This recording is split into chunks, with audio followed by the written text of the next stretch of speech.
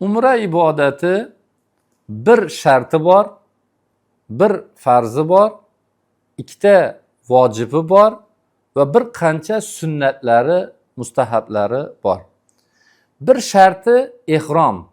Ya'ni siz haj uchun bo'ladimi, umra uchun bo'ladimi, Makkaga kirmoqchi bo'lsangiz, chegaralar bor. Bu chegaralarga miqot deydi.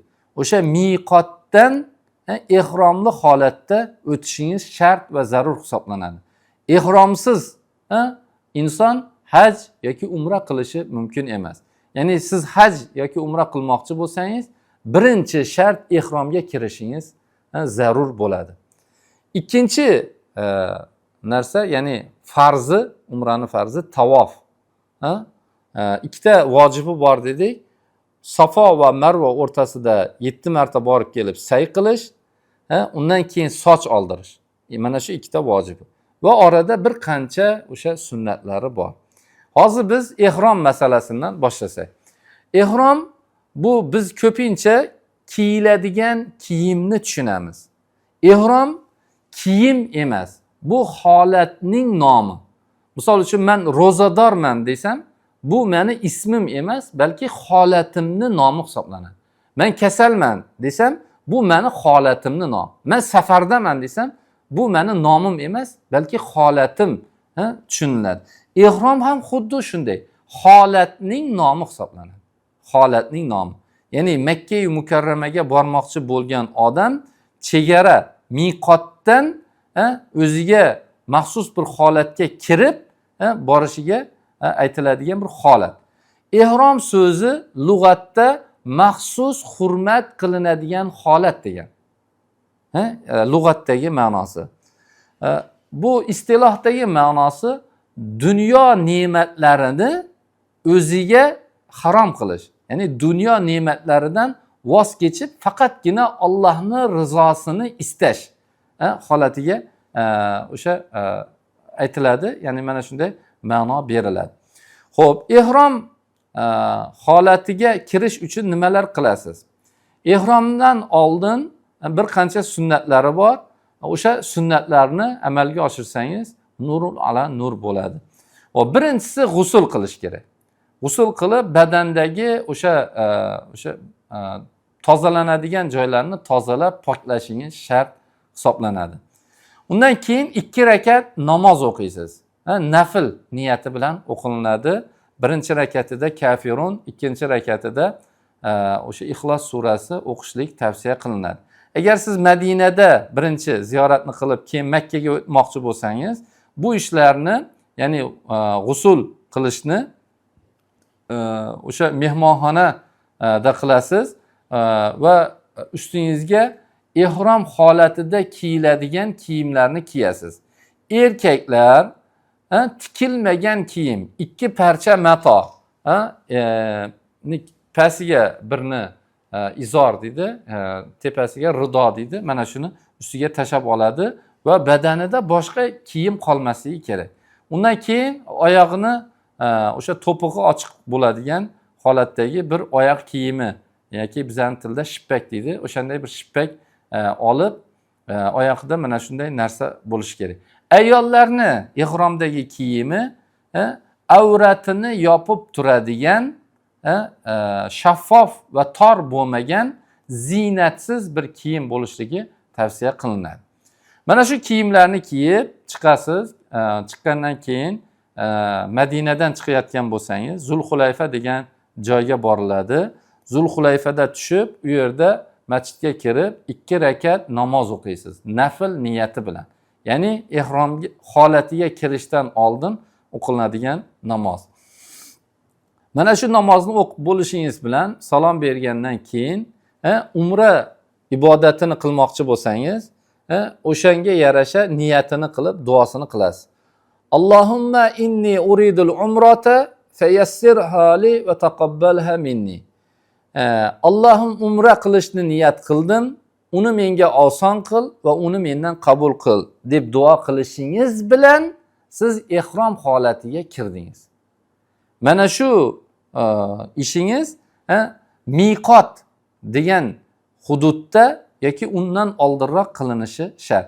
Miqotdan o'tgandan keyin qilsangiz bu narsa mumkin emas.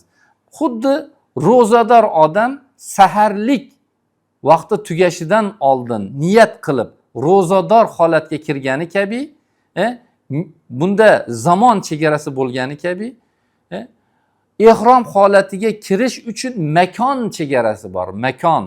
O'sha makondan mana shu yer chegara bo'lsa, miqot chegarasi undan o'tib ketib emas, undan oldin yoki o'sha chegaraga borib qilishingiz shart va zarur hisoblanadi. O'sha duo qilishingiz bilan siz ihrom holatiga kirdingiz. Ihrom holatiga kirishingiz bilan eng ko'p va eng birinchi qiladigan ishingiz talbiya aytish. Ya'ni labbayk Allohumma labbayk, labbayk la sharika laka labbayk, innal hamda va ni'mata laka val mulk la sharika lak. Umra ibodatida eng kamida mana shu talbiyani, labbaykani yodlashingiz shart va zarur hisoblanadi.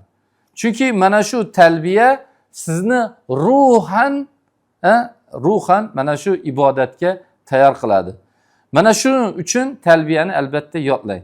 Siz endi ihrom holatiga kirdingiz va sizga ihrom holatiga kirganingizdan keyin ayrim ishlar taqiqlanadi. Buni mahsuratul ihrom deydi. Alohida bir darsda bu narsani tushuntiramiz.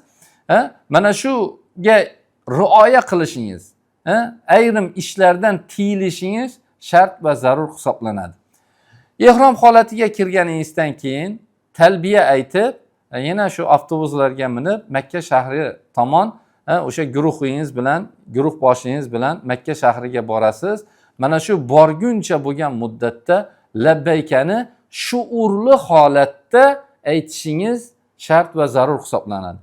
Mana shu umra ibodatiga niyat qilib yo'lga chiqdingiz.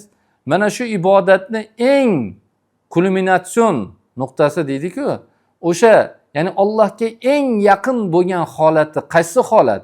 Duolar ijobat bo'ladigan, Alloh sizdan rozi bo'ladigan, ko'p savob keltiradigan holati mana shu ihrom holati hisoblanadi. Umrani kichik haj deyilishiga sabablardan birisi unda ihrom holati bo'lganligi uchun ekanligini ulamolar ta'kidlaydi. Ya'ni ikkisida ham bir xil holat, ihrom holati bor. Mana shu ihrom holati sizni Allohga yaqinlashtiradigan maxsus holat hisoblanadi. Mana shu holat siz uchun katta bir fursat. Mana shu holatda har bir aytgan labbaykangiz orqali sizni bir gunohingiz o'chiriladi, bir savob yoziladi, bir daraja ko'tarilasiz, Allohga yaqinlashasiz va ruhiyatingiz umra ibodatini bajarish uchun yanada tayyor holatga keladi. Shuning uchun yo'l davomida toki Ka'baga ko'zingiz tushguncha, ya'ni tavofni boshlaguncha siz tinmasdan imkon qadar labbayka aytish g'ayratida bo'lishingiz shart va zarur hisoblanadi. Mana shu fursatni kim bilandir behuda gaplarni gaplashib, g'iybat qilib yoki uxlab yoki bo'lmasa boshqa bir bekorchi ma'la ya'ni ishlar bilan o'tkazib borsangiz, siz uchun katta bir musibat hisoblanadi. Mana shu holatda siz bir sinovlarga duchor bo'lasiz. Chunki siz Allohga eng yaqinlashayotgan, gunohlaringiz kechirilayotgan bir holat bo'ladi. Bu narsa shaytonga umuman yoqmaydi va sizni mana shu holatda musibatga uchrashish uchun, savobdan mahrum qilish uchun juda ko'p o'yinlar quradi. Sizni sabringizni toshiradigan, chegaradan chiqaradigan har xil o'sha sinovlar, fikrlar, vasvasalar qiladi.